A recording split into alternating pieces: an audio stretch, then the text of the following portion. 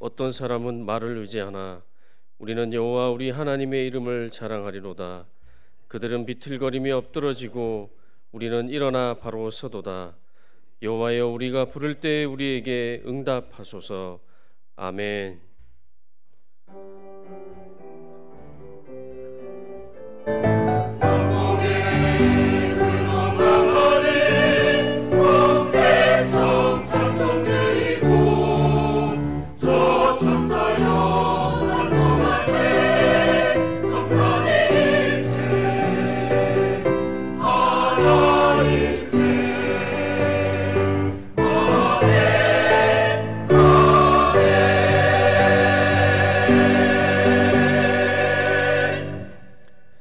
우리의 힘과 능력과 방패가 되시는 하나님 아버지, 전심으로 주님을 사랑하나이다.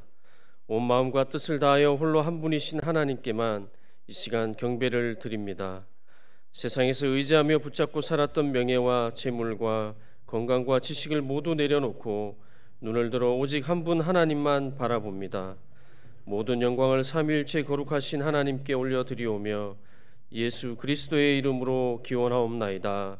아멘.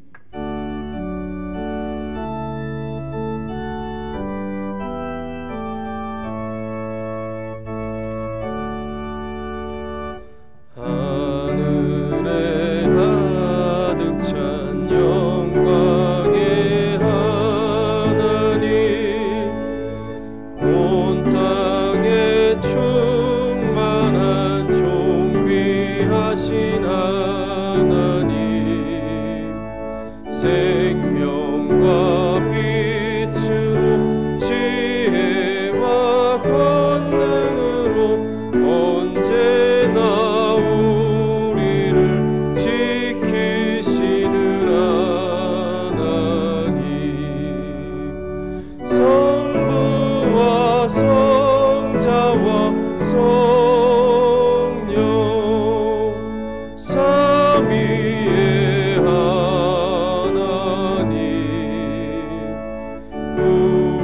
우리 예배를 받아주시옵소서.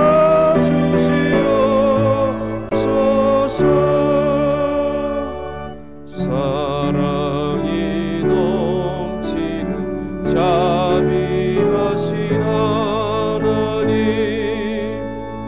은혜가 풍성한 구원의 하나님, 자매의 심령에 평안을 주시옵고 죄악과 허물을 용서하여 주소서.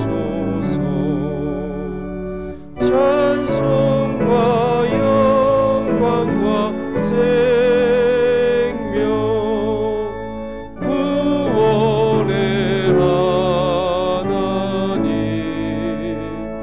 우리 예배를 받아주시옵소서.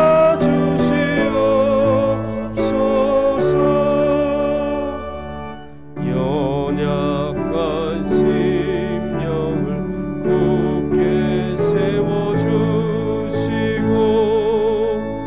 우둔한 마음을 지혜롭게 하시고 주의 뜻 받들어 참되게 살아가며 주 말씀 따라서 용감하게 하소서. 권능과 지혜와 사랑, 은혜의 하나님, 우리 예배를 받아주시옵소서.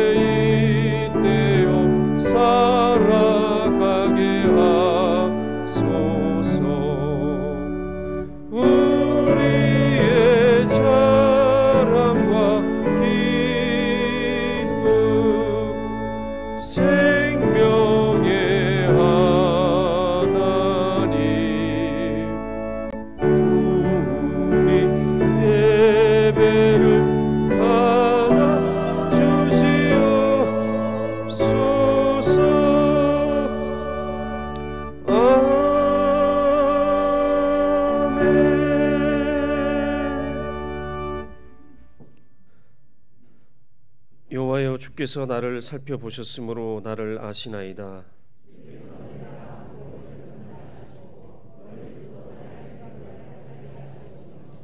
나의 모든 길과 내가 눕는 것을 살펴보셨으므로 나의 모든 행위를 익히 아시오니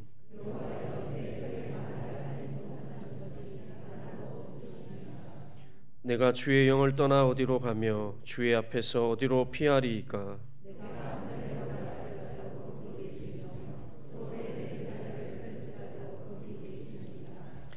내가 새벽 날개를 치며 바다 끝에 가서 거주할지라도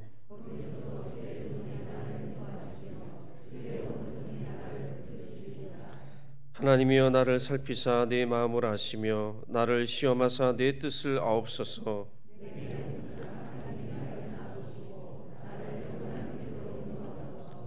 아멘. 나는 전능하신 아버지 하나님 천지의 창조주를 믿습니다. 나는 그의 유일하신 아들 우리 주 예수 그리스도를 믿습니다. 그는 성령으로 잉태되어 동정녀 마리아에게서 나시고 본디오 빌라도에게 고난을 받아 십자가에 못 박혀 죽으시고 장사된 지 사흘 만에 죽은 자 가운데서 다시 살아나셨으며 하늘에 오르시어 전능하신 아버지 하나님 우편에 앉아 계시다가 거기로부터 살아있는 자와 죽은 자를 심판하러 오십니다. 나는 성령을 믿으며 거룩한 공교회와 성도의 교제와 죄를 용서받는 것과 몸의 부활과 영생을 믿습니다. 아멘.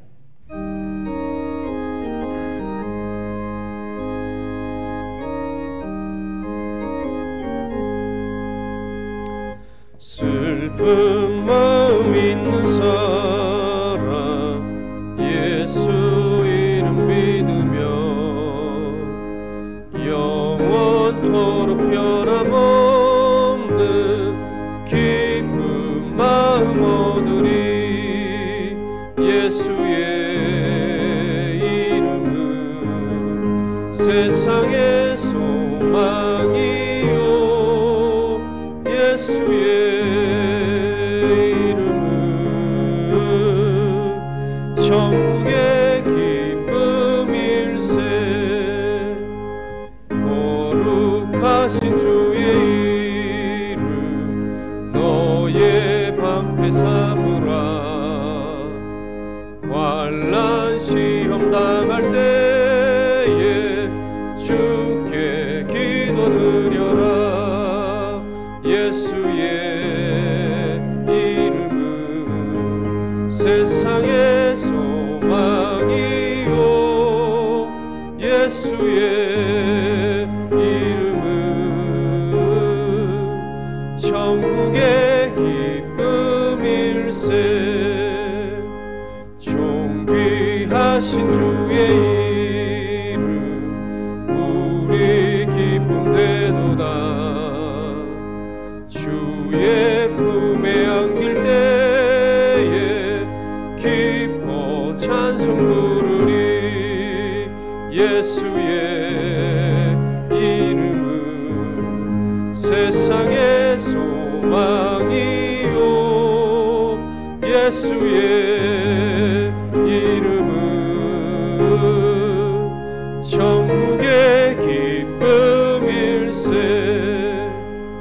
우리 갈 길 다 간 후에 보좌 앞에 나가 왕의 왕께 경배하며 멸류관을 드리리. 예수의 이름은 세상의 소망이요 예수의 이름은 천국의 기쁨일세.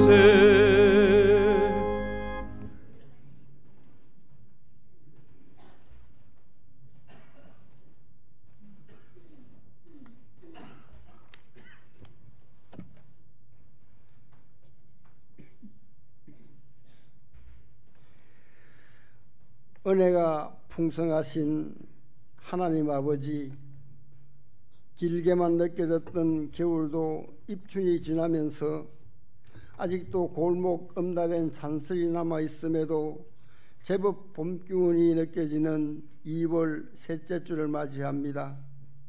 남쪽으로부터 봄 소식이 들려오고 있는 계절에 동장군도 서서히 물러가고 있습니다.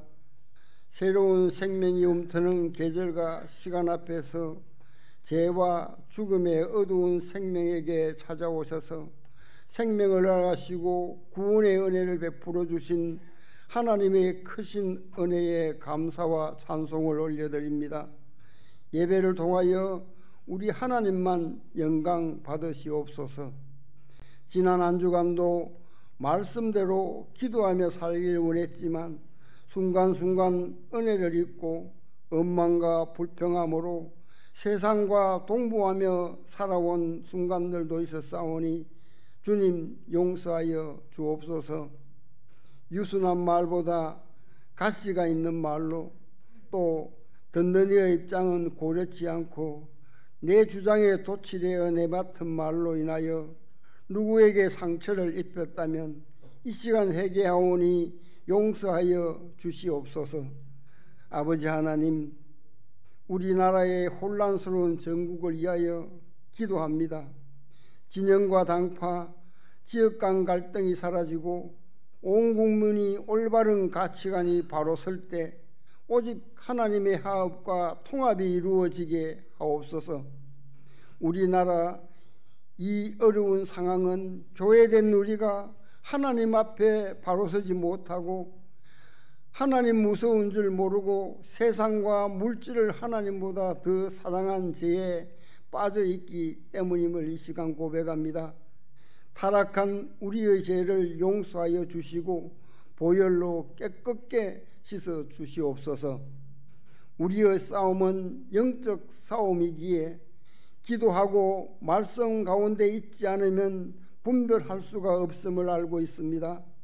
기독교인부터 시대를 분별하고 거짓과 미혹에 넘어가지 않게 하시고 하루속히 나라가 안정될 수 있도록 하나님의 공의와 정의가 이 땅에 하수처럼 흐르게 하옵소서. 온 대한민국 백성이 택하신 족속이요 왕같은 제사장들이요 거룩한 나라요 그의 소유가 백성이 되게 하옵소서. 사랑의 아버지 하나님, 저 북녘 땅을 위하여 기도합니다. 나라가 가난하여 우크라이나 전쟁터에 총알 바지로 군대를 수출하여 맨몸으로 죽어가는 저 북한 병사들을 불쌍히 여겨 주옵소서. 이러한 일을 저지르면서도 일말의 가책도 느끼지 않는 저 북한 정권이 하루속히 무너지게 하시고 그리하여 이 땅에 다시는 전쟁이 없게 하시고 복음으로 통일이 이루어지게 하옵소서. 거룩하신 아버지 하나님, 세상은 종말의 때를 맞이하여 지구 곳곳 열방까지 주님 오실 날이 한 걸음 가까이 다가온 2025년을 맞아 우리가 예배할 수 있을 때 더욱 예배에 힘쓰게 하옵소서. 사랑이 많으신 아버지 하나님, 우린 상동교회에 훌륭하신 주의 사랑을 보내주셔서 너무도 감사합니다. 부임 초 빠른 적용을 위하여 애쓰고 계시는 모습이 참으로 안쓰럽기도 합니다. 주의 종이 애쓰기보다 저희 온 성도가 어떻게 하면 목사님이 마음 편히 목회할 수 있도록 도울 것인가를 고민하는 형세가 되기를 원합니다. 세술은 세부대에 담아야 하듯 이제 새로운 목사님을 모시고 저희들이 변화된 믿음으로 대구 상동교회가 새롭게 부흥하는 원년이 되게 하여 주시옵소서. 무엇보다도 연초에 기도하며 세운 목회 방침과 일정과 계획이 은혜롭게 차질 없이 이루어지게 하시고 이 시간도 준비한 말씀을 선포할 때 성령의 역사가 나타나게 하시고 듣는 이들에게 성령으로 변화가 일어나며 결심과 결단하는 시간이 되게 하옵소서. 정성으로 준비한 임마누엘 찬양대에 곡조 있는 기도를 올려드립니다. 기쁘게 받아주시옵시고 찬양대원 한 사람 한 사람을 기억하시고 축복하여 주시옵소서. 우리를 한 번도 실망시키시지 않으신 우리 주 예수 그리스도의 이름으로 간절히 기도드리옵나이다. 아멘.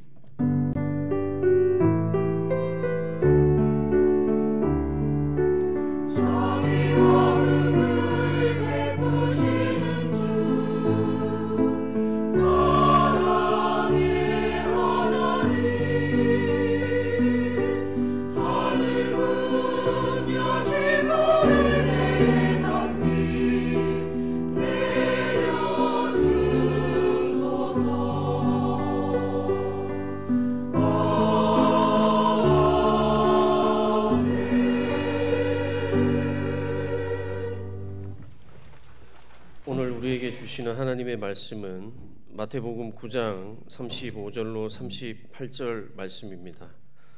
마태복음 9장 35절로 38절 말씀, 신약성경 14면입니다. 찾으셨으면 제가 봉독하겠습니다. 예수께서 모든 도시와 마을에 두루 다니사 그들의 회당에서 가르치시며 천국 복음을 전파하시며 모든 병과 모든 악한 것을 고치시니라. 무리를 보시고 불쌍히 여기시니 이는 그들이 목자 없는 양과 같이 고생하며 기진함이라.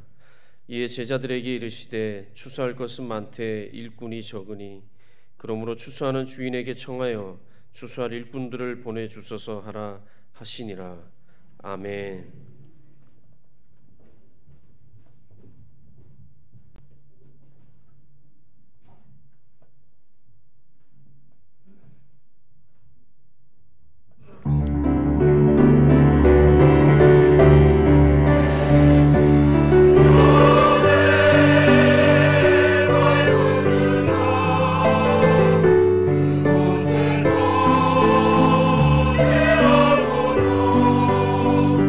내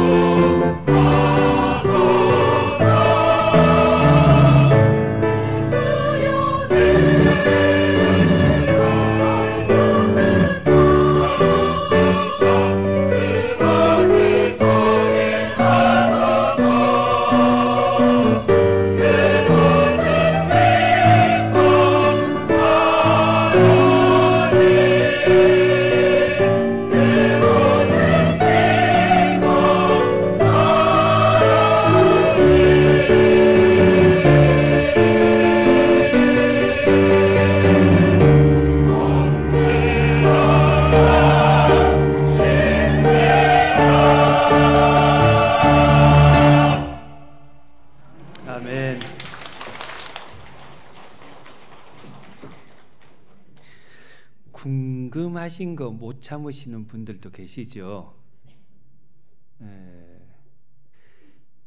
25년이 돼가지고 예배 드리면서 예배 인도하시는 우리 목사님이 조금 달라진 거 혹시 눈치채셨어요? 예? 예배 인도하시는 목사님이 예배 인도하실 때 달라진 모습 하나가 있었는데, 예? 그래 맞습니다. 예. 올해부터는 말씀 전할 때 목사님들이 밑에 내려가서 말씀을 듣습니다. 그것이 왜 그러냐면 하나님의 말씀을 선포하고 하나님의 말씀을 받는데 다 아래에서 하나님의 말씀을 받아야 된다고 생각을 합니다. 그래서 목사님들도 말씀을 받아야 되는 성도이기 때문에 말씀을 선포할 때는 아래에서 말씀을 듣도록 그렇게 우리가 하고 있습니다. 지난 주일날 저도 예배 인도하면서 재직 헌신 예배 드릴 때 저도 마찬가지로 밑에 내려가서 하나님의 말씀을 받았습니다. 예, 그래서 우리 예배 인도하시는 목사님들이 설교할 때는 강대상 아래에서 말씀을 듣는 게 조금 바뀌었습니다. 그래서 바뀌었다는 거 궁금증을 조금 푸셨으면 좋겠습니다.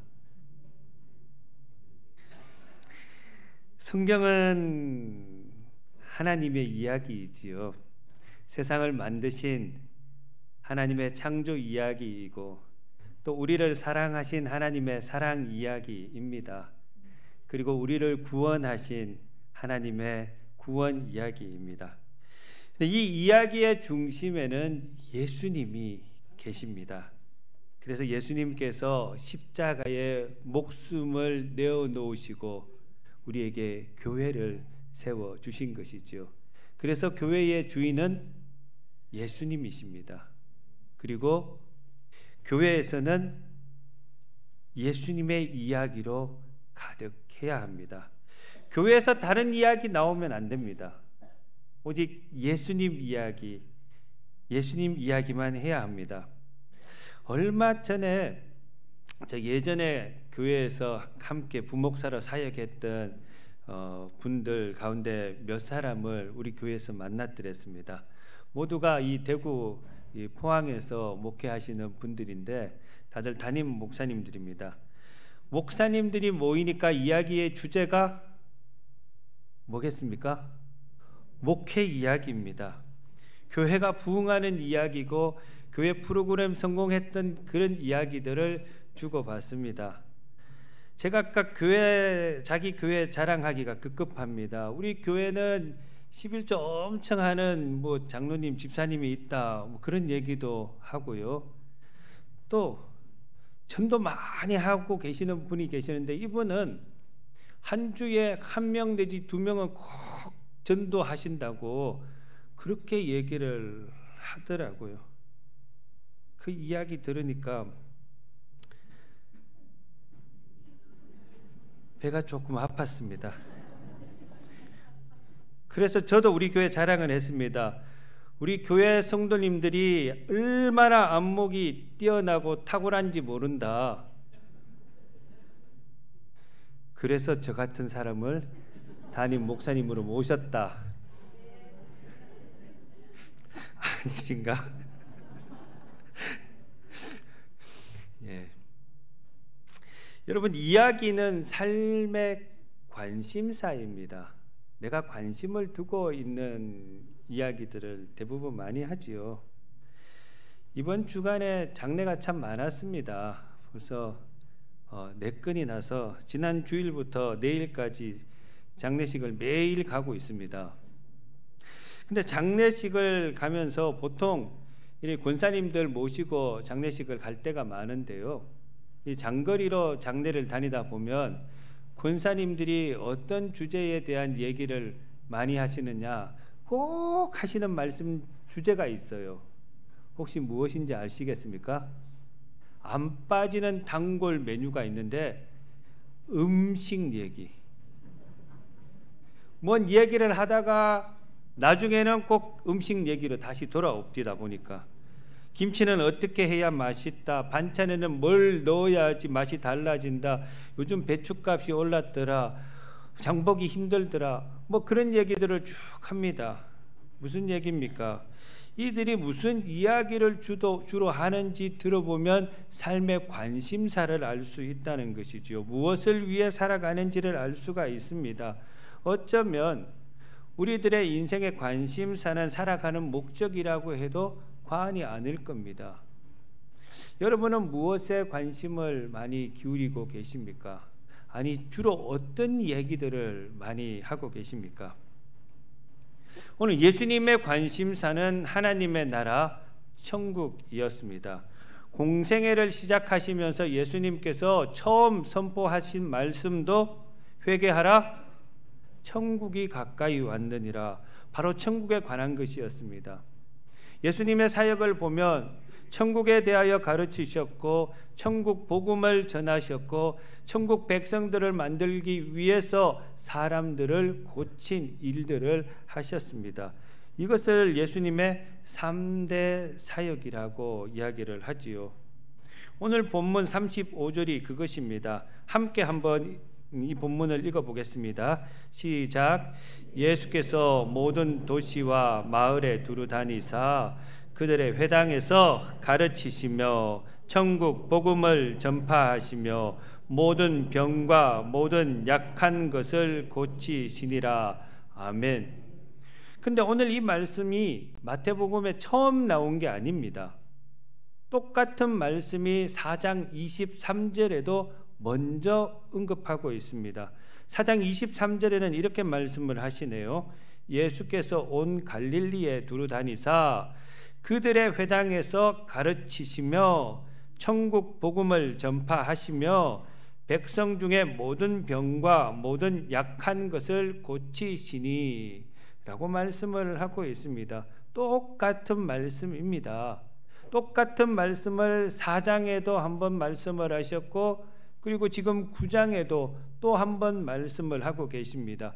2번씩이나 반복해서 이 구절을 언급한 것을 보면 이 구절이 얼마나 중요한지를 우리에게 들려주고 있다는 것이지요. 이것은 예수님께서 하나님께 받은 사명이었습니다. 반드시 해야 될 일이라는 것이지요. 예수님께서는 이 일을 위해서 육신의 몸을 입고 이 땅에 오셨습니다. 그것도 이 일을 감당해야 하는 것이 삶의 목적이었던 것이죠. 더불어 우리는 예수님의 길을 따르는 예수님의 제자들입니다. 예수님의 길을 함께 걸어가는 우리들의 삶의 목적이 되어야 한다는 말씀이기도 하지요. 여러분, 하나님께서는 수많은 사람들 가운데 우리를 먼저 선택하셨습니다. 왜 우리를 먼저 선택하셔서 예수님이 가신 그 길을 따라가는 예수의 길을 걷게 하십니까? 예수님께서 이 사명 감당하라고 예수님께서 이 땅에서 하고 계셨던 이 사명, 가르치고 복음 전하고 치유하시는 이 사명을 우리도 감당하라고 우리를 먼저 불러주신 줄로 믿습니다. 우리가 이 사역을 감당하기 위해서는 3가지를 해야 합니다. 첫 번째는 예수님처럼 철저하게 준비하고 훈련을 받아야 합니다. 여러분, 예수님께서 공생애를 시작하기 전에 이 3가지를 준비를 하셨습니다. 첫 번째는 세례 요한에게 세례를 받으신 겁니다.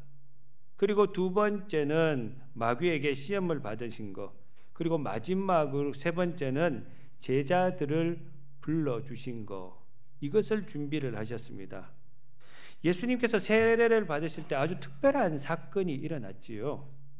예수님께서 세례 요한에게 요단강에서 세례를 받으시고 물 위에서 올라오실 때에 예수님 위에 성령이 비둘기처럼 임했고 하늘에서 음성이 들렸습니다. 이는 내 사랑하는 아들이요 내 기뻐하는 자라. 누구의 음성입니까? 하나님의 음성을 세상 사람들에게 들려주셨지요. 이 특별한 사건을 통해서 예수님께서는 하나님의 아들이라는 것을 다시 한번 확인을 하셨습니다. 그리고 이 사명을 감당하기 위해서 성령의 충만함을 입으신 사건을 우리에게 보여주고 계시는 거지요. 여러분, 우리도 그렇습니다. 하나님의 일을 하기 위해서는 우리는 자의식, 분명한 자의식이 있어야 합니다. 이 자의식이 무엇입니까? 나는 누구인지, 나는 어떤 존재인지를 분명히 알아야지 우리에게 맡겨준 이 사명, 이 일을 감당할 수 있게 되는 것이지요. 그렇다면 여러분은 누구입니까? 여러분은 어떤 존재입니까? 우리는 모두 하나님의 백성임을 우리는 확신해야 합니다. 많은 사람들 가운데 하나님께서 하나님의 아들로 딸로 삼아주시기 위해서 선택하신 하나님의 자녀임을 분명히 깨달아야 하는 것입니다. 하나님의 백성들에게 하나님께서는 하나님의 일을, 우리의 사명을 맡겨주시는 것입니다. 사명, 하나님께서 우리에게 부탁하신 그 일, 이것이 우리의 살아가는 목적이 되어야 한다는 것이지요. 하나님께서는 분명한 이 사명을 주셨고, 또 예수님께서 하나님의 음성을 들으시고 자의식을 가지셨고, 또 성령이 어떻게 그의 머리 위에 임하심으로써 성령의 충만함을 입으셨지요. 하나님의 일을 감당하기 위해서. 우리도 마찬가지입니다. 하나님께서 사명을 우리에게 주셨습니다. 이 사명을 주셨을 뿐만 아니라 이 사명을 감당할 수 있는 능력도 하나님께서는 함께 부어주신다는 말씀입니다. 그리고 이후에 예수님께서 성령에 이끌려 광야에 나가셔서 마귀에게 시험을 받으시죠. 이 시험을 받기 전에 예수님께서 준비하신 것이 하나가 있습니다. 무엇일까요? 무엇일까요? 시험 받기 전에 40일을 금식하셨습니다. 금식은 목숨을 거는 겁니다. 무슨 말이냐? 하나님의 일을 감당하기 위해서 나는 목숨을 걸겠습니다. 목숨 걸고 하나님의 일을 하겠습니다 하고 하는 결단이 담겨 있다는 얘기지요. 그리고 마귀에게 3가지 시험을 받지만은 예수님은 말씀으로 다 물리치십니다. 다른 무엇이 아니라 하나님의 말씀으로 대적하고 그 말씀을 통해서 승리를 쟁취하게 되는 것이지요. 여러분, 하나님의 일을 맡아서 대충 해서는 안 됩니다. 하나님께서 우리를 얼마나 사랑하시는지를 알게 되면 우리는 하나님의 일을 결코 쉽게 생각하지 않을 겁니다. 부모님의 사랑을 깨달으면 그때서 비로소 효자가 된다는 말이 있지 않습니까? 우리가 결혼하기 전에는 부모님의 사랑에 대해서 그렇게 깨닫지를 못합니다. 내가 결혼을 해가지고 내 자식을 낳아 보니까 그때 우리의 부모님들이 얼마나 고생하시고 나를 여기까지 인도하기 위해서 얼마나 많은 희생을 치르셨는지를 알게 되고 그때부터 부모님을 공경하고 효도하는 그런 자녀들이 되지 않습니까? 우리도 마찬가지입니다. 하나님의 사랑을 깨달은 사람들은 하나님의 일을 결코 쉽게 생각하지 않습니다. 하나님께 사랑을 받았기 때문에 그 사랑에 조금이나마 보답하기 위해서 최선을 다하면서 하나님을 섬기고 하나님의 일을 감당하게 되는 것이지요. 최선을 다해 일을 해야 합니다. 내가 가진 물질 가운데 내가 쓰고 남는 것 가지고 하나님의 일을 하지는 않습니다. 내가 내 시간을 다 보내고 남는 시간을 하나님을 위해서 사용하지도 않습니다. 먼저 하나님을 생각하고 먼저 좋은 것을 하나님 앞에 드리고 하나님을 먼저 생각하면서 하나님 앞에 충성을 다 해야 하는 겁니다. 그때 우리는 하나님의 기쁨이 되어드릴 수 있고 하나님의 일을 제대로 감당할 수 있는 그런 사명자가 될 수 있는 것이지요. 또 한 가지, 하나님의 역사는 꼭 준비되어 있는 사람들을 통해서 하나님께서는 이루어 가십니다. 그리고 더불어 하나님께서는 하나님의 일을 하시기 위해서 사람들을 훈련시키시고 준비를 시키십니다. 반드시 하나님의 일은 다른 무엇을 통해서가 아니라 하나님의 일은 하나님의 사람들을 통해서 이루신다는 것이지요.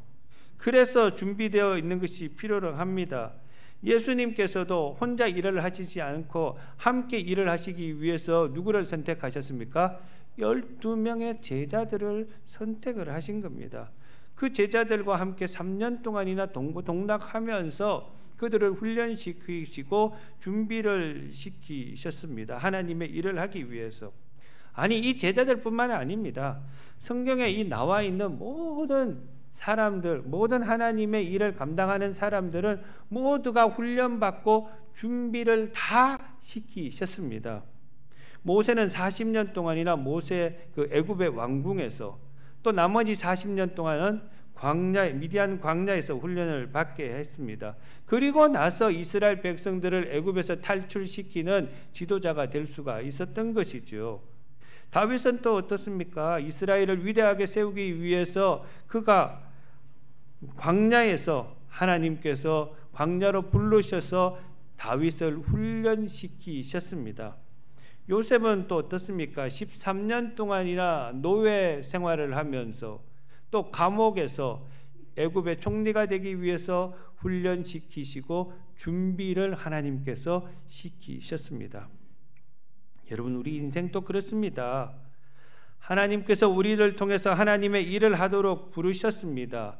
그리고 그 일들을 잘 감당할 수 있도록 훈련을 시키시고 또 준비를 시키셨습니다. 우리 개인뿐만 아닙니다. 우리 교회도 그렇습니다. 우리 교회가 지금까지 수많은 연단을 받고 여기까지 오게 된 것도 하나님께서 우리를 훈련시키시고 준비시켜 주셨다는 사실을 여러분 믿으시기를 바랍니다. 하나님께서 우리 대구 상동교회를 크게 사용하시기 위해서 지금도 훈련시키시고 계신다는 것입니다. 우리가 그저 이 자리에 앉아 있는 거 아닙니다. 하나님께서 하나님의 섭리 가운데에 하나님의 일을 감당하게 하기 위해서 교회를 통해서 훈련시키시고 더 많이 기도하게 하시고 더 많은 준비를 하게 하신 것입니다. 더욱 위대한 대구 상동교회를 만들어 가시기 위해서 하나님께서는 우리 교회와 우리들을 준비하시고 훈련시키고 계신다는 사실 또한 믿으시기를 바랍니다. 사랑하는 여러분, 하나님께서는 여러분들을 통해서 하나님의 일을 만들어 가시기를 원하고 계십니다. 하나님께서 놀라운 일을 이루어 가실 수 있도록 훈련받고 믿음으로 준비되어 있는 그릇을 만들어 가시는 우리 모든 성도님들이 되시기를 주님의 이름으로 축원합니다. 두 번째는 우리가 먼저 배우고 먼저 믿고 먼저 치유를 받아야 합니다. 예수님의 이 3대 사역에서 우리는 교회다운 교회, 성도다운 성도를 우리가 발견할 수가 있습니다. 우리가 예수님처럼 이런 삶을 살아가기만 한다면, 예수님께서 명하신 대로 행하기만 한다면, 예수님이 본을 보여주시는 대로만 따라간다면 우리 교회는 성공하는 교회가 되고 우리 성도님들은 성공하는 삶을 살아갈 수 있게 되는 것입니다. 예수님께서는 어떻게 처음에 무엇을 명하셨습니까? 모든 도시와 마을에 두루 다니사 그들의 회당에서 가르치시며 라고 말씀을 합니다. 교회의 첫 번째 사명은 가르치는 것입니다. 무엇을 가르칩니까? 하나님의 말씀을 가르치는 것입니다. 왜? 말씀이 제일 중요하니까. 다른 무엇에 관심을 기울이지 마십시오. 하나님의 뜻은 하나님의 말씀 속에 다 담겨주셨고 이걸 우리에게 주셨습니다. 하나님의 뜻이 어디 있느냐? 다른 데 가서 찾지 마시고 말씀을 묵상하면 이 속에 하나님의 뜻이 다 담겨 있는 겁니다. 그래서 말씀대로 순종하며 살도록 그 진리를 교회를 통해서 가르치라고 명하고 계십니다. 예수님께서도 이 진리의 말씀을 어디서 가르치셨다고요? 회당에서 가르치셨다. 교회를 통해서 가르치셨다는 것이지요. 오늘도 하나님의 전에서는 살아계신 하나님의 말씀만을 가르쳐야 합니다. 진리의 말씀만을 이 자리에 선포되어야 합니다. 진리의 말씀이 선포되어질 때에 성도들이 살고 교회가 생명을 회복할 수 있는 것입니다. 교회에서 다른 것 가르치면 안 됩니다. 이 강단에서 다른 것 선포되어지면 안 됩니다. 하나님의 말씀만 선포되어져야 하는 것입니다. 저도 그 말씀을 준비하고 말씀을 선포할 때 늘 두렵고 떨리는 마음들은 늘 가지고 있습니다. 내 생각이 들어가면 안 되기 때문입니다. 내 마음이 이 말씀 속에 들어가면 안 되기 때문입니다. 늘 강단에 올라올 때마다 저는 저 십자가를 보면서 그렇게 기도하고 있습니다. 오직 하나님의 말씀만 전하게 해 주십시오. 내 뜻은 십자가 뒤에 감추게 해 주십시오. 그렇게 기도하고 이 자리에 올라옵니다. 말씀만 선포되어져야 하기 때문이지요. 예수님 당시에도 말씀을 가르치는 바리새인들, 랍비들, 서기관들 많았습니다. 근데 그들은 굉장한 율법의 지식을 가지고 있었던 사람들입니다. 그런데 그들이 무엇을 가르쳤냐 하면 천국에 들어가지 못하도록 그 길을 막는 것을 가르쳐 준 겁니다. 그래서 예수님은 바리새인들에게 천국문에 서서 자기만 못 들어갈 뿐만 아니라 다른 사람들까지 못 들어가게 막는다고 이들을 심각하게 책망한 것을 볼 수가 있습니다. 다른 거 가르치기 때문에 그렇습니다. 믿음을 가르쳐야 될 때인데 율법을 가르치고 행함이 있어야 된다고 그렇게 가르치고 있는 것을 책망했다는 것이지요. 여러분, 이 초대교회 제자들은 배운 것이 없었습니다. 다 무식한 사람들이었습니다. 그런데 이 배우지 못한 이 사람들을 통해서 전 세계를 가르치는 사람들이 되게끔 하나님께서 만드셨습니다. 한국교회 초대교회도 마찬가지였습니다. 조사나 전도인들이 있었지만 그들이 지식은 짧았습니다. 배운 것은 없었습니다. 근데 그들에게 오직 복음을 사람들에게 전하도록 만드셨습니다. 그래서 한국교회가 지금 이렇게 복음으로 든든하게 세워진 결과가 된 것입니다. 그리고 초대교회 당시 얼마나 뜨거웠는지 모릅니다. 이들에게 배움을 받고 가르침을 받은 사람들이 말씀에 순종하며 얼마나 진실하게 살아가려고 노력했는지 모릅니다. 교회마다 모여서 통회하고 자복하고 회개하는 기도 소리가 끊어지지가 않았습니다. 얼마나 깊이 회개를 했는지 초대교회 성도들을 경찰서에 가면 많이 만날 수 있다고 했습니다. 그런 기록도 남아 있습니다. 왜 그들이 경찰서에 가면 많이 만날 수 있을까요? 예? 교회에서 자신의 죄를 회개하고 통회하고 자복하고 난 다음에 그것으로 끝나지 않았습니다. 경찰서에 가가지고 내가 이런 도둑질을 했다, 이런 잘못을 했으니까 나에게 벌을 달라고 그렇게 경찰서를 찾아갔다고 하는 겁니다. 그만큼 철저하게 회개를 했다는 것이지요. 말씀대로 살아가려고 노력했다는 것이지요. 그래서 교회에서 이런 가르침을 받고 이런 배움을 받아가지고 말씀에 순종하면서 이런 거룩한 삶을 살아가게끔 만들었다는 것이지요. 우리도 마찬가지입니다. 이런 가르침이 있어야 합니다. 교회에서 이런 가르침을 배워야 합니다. 말씀대로 살아가는 것을 배워야 합니다. 잘 배워야지 우리가 예수님께서 걸어가신 그 길을 함께 걸어갈 수 있는 것입니다. 두 번째는 천국 복음을 전파하시며 라고 말씀을 하고 있습니다. 예수님께서 이 땅에 오신 목적은 복음을 전파하기 위해서입니다. 생명을 살리기 위해서입니다. 그래서 오늘 말씀에 보면 온 마을을 두루 다니면서 복음을 전했다라고 말씀을 합니다. 얼마나 열심히 복음을 전했으면 식사할 겨를도 없으셨고 조금 더 쉴 틈이 없는 사역의 일정이었습니다. 이렇게 예수님께서 끊임없이 전파하신 것이 천국 복음입니다. 생명을 살릴 수 있는 길을 우리에게 전해 주셨다는 것이지요. 그리고 예수님께서는 이 사명을 다 감당하고 하늘로 승천하시면서 그 일을 누구에게 맡기셨습니까? 오늘 우리들에게 맡기신 겁니다. 사도행전 1장 8절에 보면 오직 성령이 너희에게 임하시면 너희가 권능을 받고 예루살렘과 온 유대와 사마리아와 땅끝까지 이르러 뭐가 되라고요?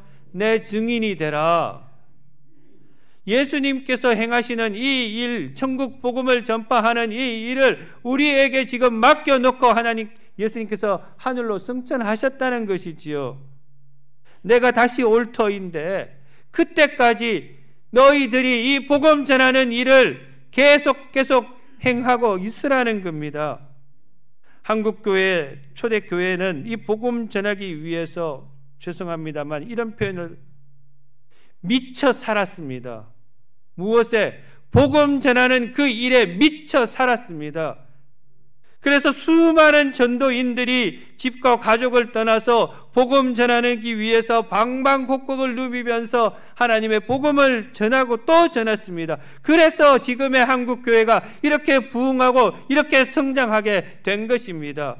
지금 우리 교회가 그저 있는 것이 아닙니다.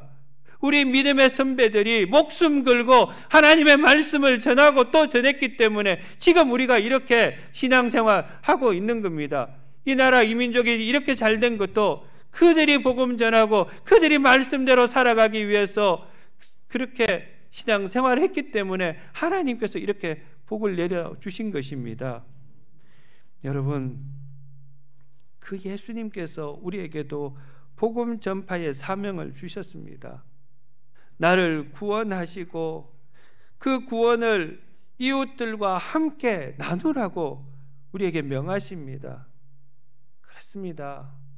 살아있는 교회는 복음을 전하기 위해서 애쓰는 교회입니다. 살아있는 성도는 복음을 전하기 위해서 애를 쓰면서 사는 성도입니다. 복음을 위해서 자신의 모든 것을 다 내어놓는 그 성도가 이 땅에서 가장 행복한 삶을 살아가게 되는 것입니다. 여러분, 이 복음 전하는 사명을 감당하기 위해서 먼저 전제되어야 할 것이 하나가 있습니다. 이게 먼저 있어야 복음 전할 수가 있습니다. 무엇입니까? 복음에 대한 확신입니다. 믿음입니다. 구원에 대한 분명한 확신과 믿음이 있어야 복음을 전할 수가 있습니다. 예수님은 천국 복음을 먼저 우리에게 전해 주셨습니다. 그리고 그것을 먼저 믿고 그 믿음으로 행하라고 말씀을 해 주셨습니다. 근데 내가 복음에 대한 확신이 없으면 전할 수가 없습니다. 내가 구원에 대한 확신이 없으면 어떻게 구원을 이야기할 수가 있겠습니까? 내가 신앙생활하면서 행복함이 없는데 그 행복을 어떻게 전할 수가 있겠습니까? 그러니 구원에 대한 분명한 확신을 가지고 있어야 합니다.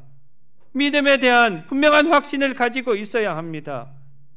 그 믿음의 확신이 있으면 죽어가는 영혼들을 바라보면서 가만히 있지 못합니다. 언젠가 한번 말씀을 드렸지만은 무디 선교사님이 복음을 전하면서 지옥에 관한 설교를 한 번도 제대로 한 적이 없으시답니다. 왜 설교를 마무리 못하실까요? 지옥에 관한 설교를 할 때에 지옥을 향해서 나아가는 믿지 않는 그 사람들이 생각이 나니까 눈물이 나서 이 설교를 마무리를 못하셨다는 겁니다. 복음에 대한 확신을 가지고 있고 믿음에 대한 확신을 가지고 있는 사람들은 믿지 않는 사람들에게 담대하게 전할 수가 있는 겁니다. 여러분, 복음 전하지 못하는 거 용기가 없어서 그런 거 아닙니다. 내가 쑥스러워서 내성적이라서 복음 전하지 않는 것이 아닙니다. 복음 전하지 못하는 것은 믿음에 대한 확신이 없는 겁니다.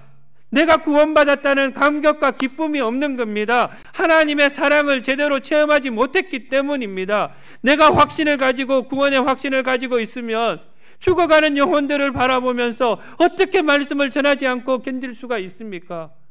내 가족 가운데 지옥으로 빠져나가 있는 그런 가족들을 보면서 내가 어떻게 그들에게 하나님의 사랑 전하지 않고 견딜 수가 있겠습니까?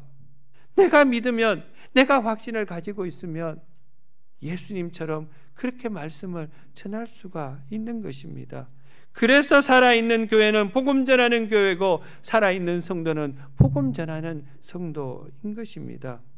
하나님께서는 그것을 위해서 우리에게 먼저 선택하셨고 그리고 우리에게 구원의 확신도 주고 계신 것입니다.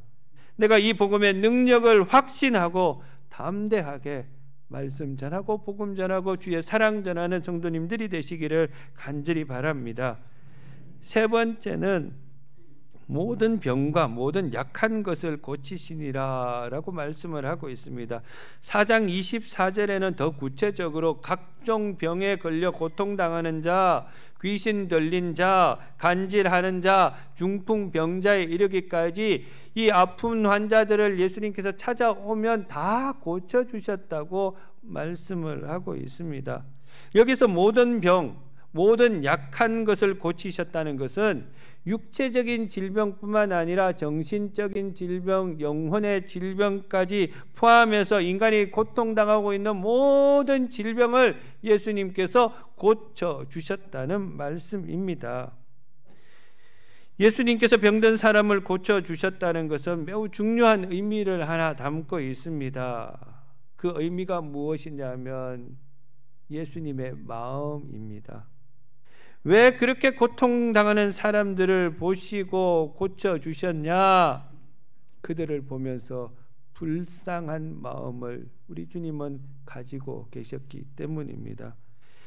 예수님은 자기에게 나오는 수많은 병자들을 보시면서 불쌍히 여기셨고 민망히 여기셨다고 말씀을 하고 있습니다.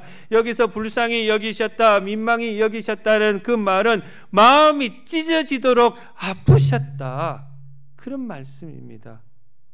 여러분, 우리 자녀들이 이 육신의 아픔을 가지고 끙끙 앓고 있으면 부모님들의 마음이 찢어지게 아프지 않습니까? 그 마음입니다. 여러분, 우리가 죄로 말미암아 영혼이 죽어갈 때에 우리 주님의 마음은 찢어지게 아파하십니다. 우리의 육신의 질병으로 인해서 고통 중에 신음할 때 우리 주님께서 더 마음 아파하십니다. 우리의 영혼과 육신뿐만이 아닙니다. 우리의 가정을 보시고 우리의 교회를 보시고 우리 이 나라 이 민족을 보시면서 약한 것을 보시면서 우리 주님은 더 마음 아파하고 계신다는 말씀입니다. 찢어지게 아파하고 계신다는 주님의 마음이 이 병자들을 향한, 우리 교회를 향한, 우리 가정을 향한, 우리 이 나라 이 민족을 향한 주님의 마음이라는 것이지요. 그것으로 끝나버리지 않습니다. 이 약한 것을 이겨내기 위해서 회복시켜 주시는 분이십니다. 그러므로 우리는 주님께 나와 치유받아야 합니다. 우리의 질병도, 우리의 영혼의 질병도, 마음의 고통도, 가정의 위기도, 어려움도 치유받아야 합니다. 그래서 우리가 치유받고 건강해야 우리가 주님의 일을 잘 감당할 수 있게 되는 것입니다. 사랑하는 여러분, 예수님의 이 3대 사역, 가르치고 복음 전하고 고쳐주신 이 사역은 다른 누구를 위한 사역이 아니라 바로 저와 여러분들을 위한 사역이었음을 기억하시기를 바랍니다. 예수님은 우리에게 천국을 가르쳐 주셨습니다. 하나님의 말씀을 가르쳐 주셨습니다. 그리고 우리에게 천국 복음을 먼저 전파해 주셨습니다. 그리고 우리의 질병과 우리의 약한 것을 우리 주님께서 다 고쳐 주셨습니다. 우리가 먼저 배우고 먼저 복음의 말씀을 믿고 육신과 마음이 회복되어서 주님께서 맡겨주신 이 사명을 잘 감당할 수 있는 여러분 모두가 되시기를 주님의 이름으로 축원합니다. 세 번째는 예수님의 마음으로 해야 합니다. 지금까지 예수님의 마음을 말씀을 드렸습니다마는 36절에 보면 예수님께서 이 마음이 이 사역을 얼마나 이 마음으로 감당하셨는지를 밝혀 보여주고 있습니다. 같이 한번 읽어보겠습니다. 시작. 무리를 보시고 불쌍히 여기시니 이는 그들이 목자 없는 양과 같이 고생하며 기진함이라. 예수님께서 무리를 보시고 불쌍히 여기시는 마음으로 이 사역을 감당하셨다는 것이지요. 여러분, 그렇습니다. 일을 감당하는 것도 중요하지만 그 더 중요한 것은 이 일을 어떤 마음으로 감당하고 있느냐, 그것이 더 중요합니다. 예수님께서는 사람을 보실 때에 불쌍히 여기셨습니다. 민망히 여기셨습니다. 동정심을 가지고 하셨습니다. 연민으로 가득 차 있는 마음으로 이 사역을 감당하셨습니다. 당시에도 많은 사람들이 있었지만은 또 이 제사장이나 서기관들이나 바리새인들이나 백성의 지도자라고 했던 사람들이 많이 있었지만은 백성들에게 영적인 필요를 채워주지를 못했습니다. 오히려 백성들을 억압하고 진리가 아닌 율법만 강조하다 보니까 거기에는 사랑이 없는 겁니다. 불쌍히 여기는 마음도 없는 겁니다. 민망히 여기는 마음이 전혀 없었습니다. 율법을 가지고 사람들을 정죄할 뿐입니다. 그러나 예수님은 다르셨죠. 예수님은 사랑의 마음이 있으셨습니다. 불쌍히 여기는 마음이 먼저였습니다. 그 찢어지는 마음으로 천국 복음을 설교하셨고 간절한 마음으로 가르치시고 민망히 여기시던 마음을 가지시고 저들을 치유하셨습니다. 이 불쌍히 여기다는 이 헬라어가 스프랑크 니조마이라는 단어를 쓰고 있는데 이 말은 창자가 끊어지는 아픔이라는 그런 뜻이 담겨 있습니다. 창자가 끊어지는 아픔, 그것이 하나님의 마음이셨습니다. 우리를 바라볼 때에 얼마나 아프신지 창자가 끊어지는 그 아픔을 가지고 우리를 사랑하고 계셨다는 것입니다. 불쌍히 여기시는 그 마음 때문에 예수님께서는 하늘 보좌를 버리시고 인간의 몸을 입고 이 땅에 오셨습니다. 예수님의 가슴 속에는 이 불쌍히 여기는 마음이 있으셨기 때문에 병자들을 오는 것을 물리치지 않고 모두 고쳐주셨습니다. 불쌍히 여기는 그 마음 때문에 귀신에 결박된 자를 고치시고 귀신을 쫓아내신 것입니다. 십자가에 달려 죽임을 당하신 것도 우리를 구원하여 하나님의 자녀로 삼아 주신 것도 다른 이유가 아니라 우리를 보면서 불쌍히 여겨주셨던 그 마음 때문에 우리를 구원해 주셨다는 사실입니다. 오늘 하나님의 백성이 된 우리들이 이 마음을 가져야 합니다. 하나님은 우리에게 많은 일을 감당하기를 원하지 않습니다. 하나님께서는 우리가 하나님의 어떤 초월적인 능력을 가지고 이 땅에 뭔가를 능력을 발휘하는 것을 원하지 않습니다. 하나님께서 우리에게 원하시는 것은 단 하나, 예수님의 이 마음을 가지고 맡겨주신 사명을 감당하라는 것입니다. 그 마음이 무엇입니까? 불쌍히 여기는 마음. 불쌍히 여기는 마음을 가지고 하나님의 일을 감당할 때 하나님의 놀라운 역사가 우리 삶 속에서 나타나게 되는 것입니다. 성경 도처에는 서로 불쌍히 여기라고 많은 말씀들을 하고 있습니다. 남편은 아내를 불쌍히 여기는 마음을 가지고 있어야 합니다. 아내도 남편을 불쌍히 여겨야 합니다. 부모도 자식을 불쌍히 여기는 마음을 가지고 있어야 합니다. 자녀들도 부모님을 향해서 불쌍히 여기는 마음들을 가지고 있어야 합니다. 교회 안에서도 마찬가지입니다. 서로 가족처럼 불쌍히 여길 때 그들을 위해서 중보하며 눈물 쏟아낼 수가 있는 겁니다. 불쌍히 여기는 마음이 있을 때에 그때 우리 교회가 정말 하나님의 사랑으로 충만한 교회가 될 줄로 믿습니다. 우리 구역 식구들의 아픔을 보면서 구역장들은 그 아픔이 나의 아픔으로 받아들이고 불쌍히 여기는 마음이 있어야 되는 겁니다. 목사도 성도님들을 보면서 불쌍히 여기는 마음이 있어야 되고 성도님들도 이 목사를 불쌍히 여기는 마음이 있어야 저를 위해서 기도해 주시지 않겠습니까? 불쌍히 여기는 예수님의 마음이 있을 때 교회는 평안해질 수가 있습니다. 예수님의 마음이 있을 때 교회는 성장하고 부흥할 수가 있습니다. 예수님의 이 마음이 있을 때 우리 대구 상동교회가 천국과 같은 그러한 교회가 될 줄로 믿습니다. 사랑하는 여러분, 우리 대구 상동교회가 이런 교회가 되기를 원합니다. 서로를 향한 불쌍히 여기는 마음, 주님의 그 마음을 가지고 우리가 모두가 함께 더불어 주님을 향해 나아갈 수 있는 그러한 성도들이 되시기를 주님의 이름으로 축원합니다. 하나님 감사합니다. 오늘도 예수님의 3대 사역을 통해서 우리가 어떻게 살아가야 할지를 알려주시니 감사를 드립니다.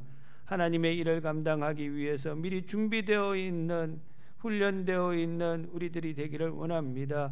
그래서 주님의 3대 사역을 우리도 함께 감당하며 나아가게 하게 하시되, 먼저 우리가 말씀에 대한 확신을 가지게 하시고 늘 배움의 자세를 가지게 하시고 주님으로부터 우리의 마음과 우리 육신과 우리의 영혼의 질병까지도 다 치유받고 주님 사역 감당하게 하여 주시옵소서. 무엇보다도 예수님의 마음, 불쌍히 여기는 그 마음을 가지고 우리의 믿음 생활 감당하게 하여 주시옵소서. 예수님의 이름으로 기도드리옵나이다. 아멘.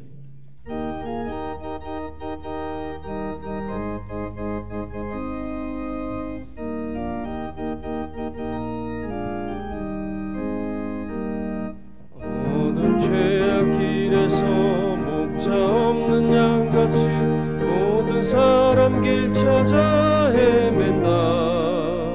자비하신 하나님 독생자를 보내사 너를 지금 부르니 나오라. 이때라 이때라 주의 긍휼 받을 때가 이때라. 지금 주께 나와 겸손하게 아뢰라. 구원함을 얻으리 험한 십자가 위에 달려 돌아가신 주 다시 살아나셨네. 기쁘다. 죄인 구원하실 때 어서 주께 나와 그 신은혜 구하라 구하라. 이때라 이때라 주의 긍휼 받을 때가 이때라. 지금 주께 나와 겸손하게 아뢰라. 구원함을 얻으리. 주의 귀한 말씀에 영원 생명이 있나니 주님 너를 용서해 주신다. 주가 부르실 때에 힘과 정성 다하여 주의 은혜 받으라 받으라. 이때라 이때라 주의 긍휼 받을 때가 이때라. 지금 주께 나와 겸손하게 아뢰라. 구원함을 얻으리. 세월 빨리 흐르고 세상 진동하는데 너의 영혼 오늘 밤 떠나도 주의 구원 받으며 천국에서 영원히 주와 함께 살리라 살리라. 이때라 이때라 주의 긍휼 받을 때가 이때라. 지금 주께 나와 겸손하게 아뢰라. 구원함을 얻으리.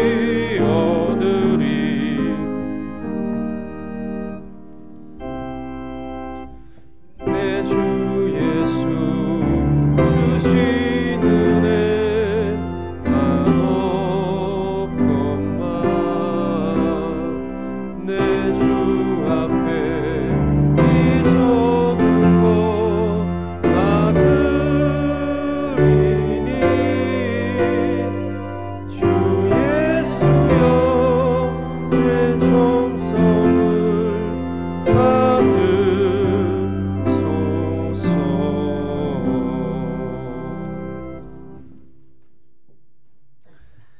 사랑과 은혜가 풍성하신 하나님 아버지, 지난 한 주간 동안도 이 환난과 풍파 많은 세상에서 우리를 지키시고 보호하여 주시니 감사를 드립니다. 이 시간 하나님 전에 올라올 때에 하나님의 자녀들이 귀한 예물을 준비하여 정성껏 올려드립니다. 한 사람 한 사람 마음과 정성을 다하여 드리는 이 예물을 하나님 기뻐 받아 주시옵소서. 이 땅을 살아가면서 부족함이 없도록 은총과 축복으로 가득가득 채워 주시옵소서. 베풀어 주신 은혜에 감사하여 감사의 예물을 올려드립니다. 감사하는 이 마음을 귀하게 여겨 주시옵소서. 일평생 감사하는 일들이 더욱더 넘쳐나게 하여 주시옵소서. 막혔던 우리의 인생의 문들이 열려지게 하여 주셨고, 또한 가로막혀 있던 그러한 여리고성이 무너지는 역사가 우리 삶 가운데 일어나게 하여 주시옵소서. 주님 전에서 꿈꾸며 기도하는 것마다 응답받는 역사가 있게 하여 주시옵소서. 하나님의 말씀을 의지하면서 11조의 예물을 올려드립니다. 이 예물은 주님께서 명하시고 약속하신 예물이오니 그 약속대로 누르고 흔들어 넘치는 복으로 날마다 풍성하게 채워 주시옵소서. 하늘의 신령한 영적인 복을 허락하여 주시고 이 땅에 기름진 육적인 복도 우리 가운데 허락하여 주셔서 우리의 삶이 하나님 늘 풍성할 수 있도록 은혜를 더하여 주시옵소서. 아버지 하나님, 매 주일의 예물, 장학의 예물, 전도의 예물, 선교의 예물, 각양 예물을 하나님 앞에 올려드립니다. 이 모든 정성을 귀하게 받아 주시옵소서. 찬양대로, 교사로, 차량으로, 식당에서, 카페에서, 교회에 보이지 않는 곳곳에서 헌신하고 봉사하는 손길들이 있습니다. 이렇게 몸으로 드리는, 또 마음으로 드리는 이 예물 하나님 기뻐 받아 주옵시고, 주님 나라가 확장될 때에 우리의 인생의 지경이 확장될 수 있도록 은혜를 더하여 주시옵소서. 이 예물이 사용되는 곳마다 죽어가는 영혼이 구원받게 하여 주옵시고, 상처 입고 지치고 외로운 이웃들이 이 예물을 통해서 하나님의 사랑을 깨닫고 하나님의 자녀가 되는 은총을 입게 하여 주시옵소서. 혹이나 이런 예물 드릴 물질이 없어 고통당하는 우리의 성도님들이 있다면 하나님께서 긍휼히 여겨 주시기를 원합니다. 마음으로 이 예물을 드려 나갈 때에 그 마음까지도 하나님께서 기뻐 받아 주시옵소서. 마음껏 예물 드릴 수 있도록 물질의 복도 하나님 허락하여 주시옵소서. 믿음의 복도 허락하여 주시옵소서. 이 예물이 주의 전을 날마다 은혜롭게 하며 부흥케 하는 일에 거룩하게 사용되게 하여 주시옵소서. 이제 주신 말씀 그 은혜 축복 가슴에 담고 우리가 세상을 향해 나아가고자 합니다. 하나님께서 늘 지켜봐 주시옵고 한 사람 한 사람 머리 위에 성령의 기름을 부어 주옵시고 강한 오른팔로 붙잡아 주셔서 흔들리지 않게 하여 주시옵소서. 이번 한 주간 동안도 하나님 손을 붙들고 평안의 땅, 은혜의 땅, 축복의 땅을 걸어갈 수 있도록 인도하여 주시옵소서. 하오나 우리가 살아가는 세상이 만만치가 않습니다.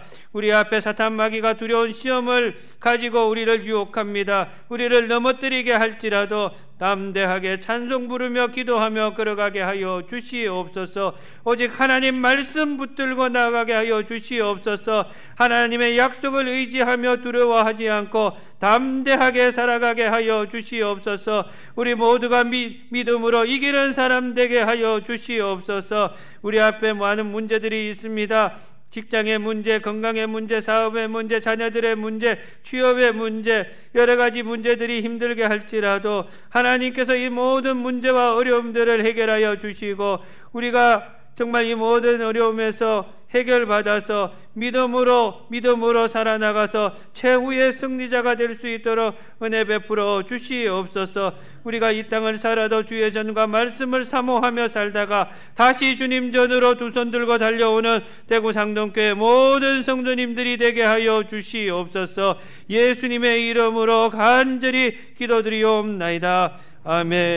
지금은 우리 구주 예수 그리스도의 크신 은혜와 아버지 하나님의 지극하신 사랑하심과 성령님의 감동 감화 교통 충만하심이 예수님과 함께 예수의 길을 걸어가기로 다짐하는 우리 대구 상동교회 모든 성도님들 위해 이들의 앞길 위에 이제로부터 영원토록 함께 하옵시기를 간절히 축원하옵나이다. 아멘.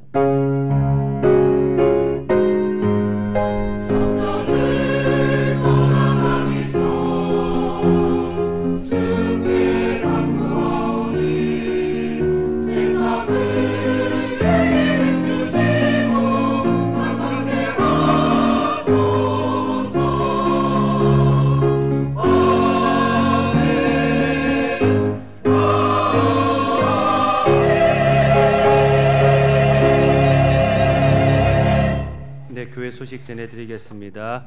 겨울 수련회 은혜 중에 아동 1, 2부 그리고 우리 중고등부 겨울 수련회가 여러분 기도해 주셔서 은혜 가운데 잘 마치게 되었습니다. 특별히 어제 엊그저께 금요일날 우리 금요 기도회에 아동 1, 2부 학생들하고 우리 중고등부 학생들이 이 자리에 다 참석해서 이만큼 올라와 가지고 막 같이 찬양하고 정말 좋은 시간들을 보냈습니다. 그리고 앞에 나가가지고 우리 성도님들이 안아주면서 눈물로 기도했습니다. 정말 은혜로운 시간이었는데 금요 기도회가 늘 이렇게 은혜롭습니다.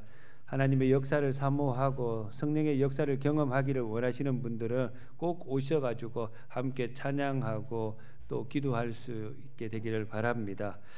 청년부 겨울 수련회가 2월 28일부터 3월 2일까지 있습니다. 많은 청년들이 참석해서 은혜 받을 수 있도록 기도해 주시기를 바랍니다. 교육위원회 찬양 예배 후에 있습니다. 원래회 각 기관 원래회 주보를 참조하셔서 꼭 참석을 하시고 특별히 오늘은 기관 부서 총동원 주일로 보낸다고 지난 주일날 광고를 했죠. 많은 분들이 참석하셔서 원래회를 통해서 많은 은혜 함께 나누시기를 바랍니다. 복지부 모임 1시 30분에 있습니다. 장학위원회 찬양 예배 후에 있습니다. 화요전도대 권찰회 해당되시는 분들은 화요일 그리고 수요 저녁 예배 후에 참석해 주시기를 바랍니다. 정기당회 다음 주에 있고 사랑선교회 다음 주에 있습니다. 김성환 집사님, 이성희 집사님께서 딸 김주아 선생님 연주 잘 마치게 해주셔서 감사해서 강단 곳곳으로 봉헌 해주셨습니다. 감사하고요. 이번 주에 별세 하시는 분들이 참 많았습니다. 우리 정혜선 권사님 어머니 그리고 김호규 장로님 우리 장모님 되시는 권사님 11일 날 별세하셔서 장례를 잘 치르고 오셨습니다. 잠깐 일어나실까요? 정혜선 권사님, 김호규 장로님 우리 장례식에 찾아오셔서 위로해 주시고 예배 드려 주셔서 감사합니다. 인사하고 앉으시기를 바랍니다. 예배 마치고 나가시면서도 이 권사님 장로님 위해서 위로해 주시고 인사해 주시기를 바랍니다. 그리고 주보에는 안 나와 있는데요. 김성철 장로님, 김성국 집사님 부친 되시는 김영효 성도님께서 그저께 하나님의 부르심을 입으셨습니다. 지금 장례 진행 중에 있습니다. 그래서 입관 예식으로 4시 30분에 모레아 장례식장에서 입관 예식을 드리게 될 텐데 우리 교회에서는 4시 10분에 교회에서 출발하도록 하겠습니다. 많이 참석하셔서 위로해 주시기를 바랍니다. 장례 치르면서 군대 가야 되기 때문에 우리 청년이 나왔습니다. 지성씨, 김지성 청년 잠깐 앞으로 나오시겠어요? 장례 치르면서 지금 왔습니다. 내일까지 장례, 할아버지 장례를 치러야 되는데 김성국 집사님, 임마누엘 찬양대 총무로 사역하는 김성국 집사님 아들입니다. 내일 논산훈련소 가는데요. 군입대 잘 하고 돌아오도록 여러분 기도해 주시고 지금 예배 다 끝났죠. 그러니까 군대 가게 되는데 내년도에는 제가 뭐 정책당회 하면서 꼭 군대 가는 친구들 그냥 빈손으로 안 보냈으면 좋겠습니다. 그래서 뭔가를 하나를 혹시나 지금 성령의 감동함을 입으신 분이 있으시면 세종대왕 2장이 필요합니다. 신사임당, 예, 신사임당 2장. 그래서 오늘 여자친구하고 맛있게 식사라도 한번 하고 군대 좀 보냈으면 좋겠는데, 성령의 감동함이 기도 한번 하고 할까요?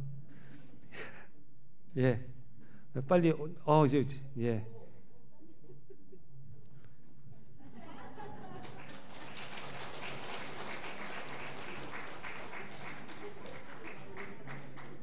이제 안 주셔도 되는데. 예. 제가 왜 이렇게 했냐면 지금 할아버지 상중에 있는데 좀 많이 슬프지 않습니까? 근데 이제 내일 또 군대를 가야 되니까 장례도 마무리 못 짓고 갑니다. 내일 아침에 발인을 해야 되는데 우리 지성이는 군대에 가야 되기 때문에 그래도 맛있는 거라도 하나 사 먹고 갔으면 좋겠다 싶어서 제가 그렇게 했고요. 잠깐 기도하겠습니다. 하나님 아버지, 하나님께서 사랑하시는 우리 김지성 청년, 또 나라의 부르심을 받고 내일 논산훈련소에 입대를 하게 되었습니다. 지금은 또 할아버지 상중에 있는데 얼마나 마음이 불편하고 슬프고 안타깝겠습니까? 그럼에도 불구하고 군에 입대해야 하는 우리 지성이 마음을 하나님 위로하여 주시옵소서. 군 생활하는 동안에 건강할 수 있도록 지켜주시고, 군 생활하는 이 시간들이 그저 허비하는 시간이 아니라 우리 육신이 강건해지고 정신이 더욱더 굳건해질 수 있는 그러한 시간으로 보내게 하여 주시옵소서. 건강하게 잘 지낼 수 있도록 하나님께서 복을 주시기를 간절히 원합니다. 또 군생활하는 동안에 좋은 사람들을 만나기를 원합니다. 좋은 상사들 만나고 좋은 동료들 만나고 좋은 후배들을 만날 수 있게 하셔서 사람들 때문에 어려움 당하거나 상처받거나 힘들지 않도록 하나님께서 눈동자처럼 보살펴 주시옵소서. 또한 아버지 하나님께서 날마다 함께 하심으로 말미암아 믿음이 성장할 수 있게 하시고, 군생활하는 가운데서도 주님과의 깊은 교제를 나누면서 영적인 성장을 이룰 수 있게 하여 주시옵소서. 여러 가지 도움을 통해서 믿음 생활 잘 유지할 수 있도록 하나님께서 도와주시기를 간절히 원합니다. 우리 지성이뿐만 아니라 우리 대구 상동교회 많은 아들들이 군생활하고 있는 가운데 있습니다. 한 사람 한 사람 눈동자처럼 지켜주셔서 어려움 당하지 않게 하여 주시고, 육신의 강건함을 허락하여 주셔서 제대할 때까지 하나님의 돌보심 속에서 많은 성장을 이루면서 살아갈 수 있도록 복을 더하여 주시옵소서. 우리 모두는 지성이와 또 우리 믿음의 자녀들을 위해서 날마다 기도로 후원할 수 있는, 중보할 수 있는 우리 성도님들 되게 하여 주시옵소서. 예수님의 이름으로 축복하며 기도드리옵나이다. 아멘. 우리 잘 갔다 오라고 힘차게 박수 한번 쳐주시겠습니다. 성경입니다. 예, 성경은 포켓 성경, 꼭 포켓 안에 넣으라고 있는 성경입니다. 예, 꼭 그 군복 안에 넣고 힘들 때마다 말씀을 묵상하면서 이겨내시기를 바랍니다. 예, 줄 거 다 줬으니까 이제 들어가도 돼요.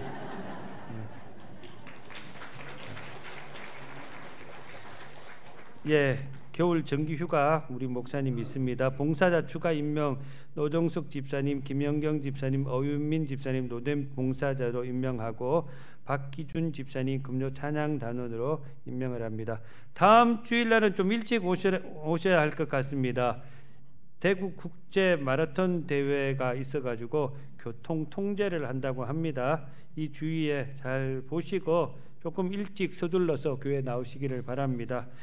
우리 옆 사람과 함께 인사하겠습니다. 주님의 이름으로 사랑합니다. 축복합니다.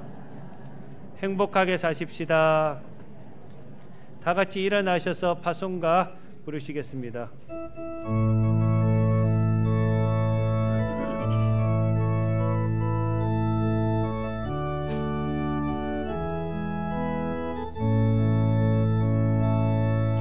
깊은 슬픔 가운데 홀로 방황할 때에 주님은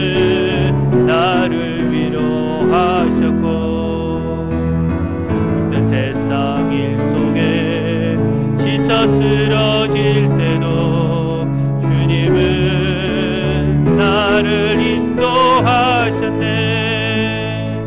깊은 수렁 속에서 혼자 울부짖을 때 주님은 나를 건져내셨고, 죄악된 세상으로 다시 달려갈 때도 주님은 돌아오라 하셨네. 나는 믿노라 하나님이 함께 하심을.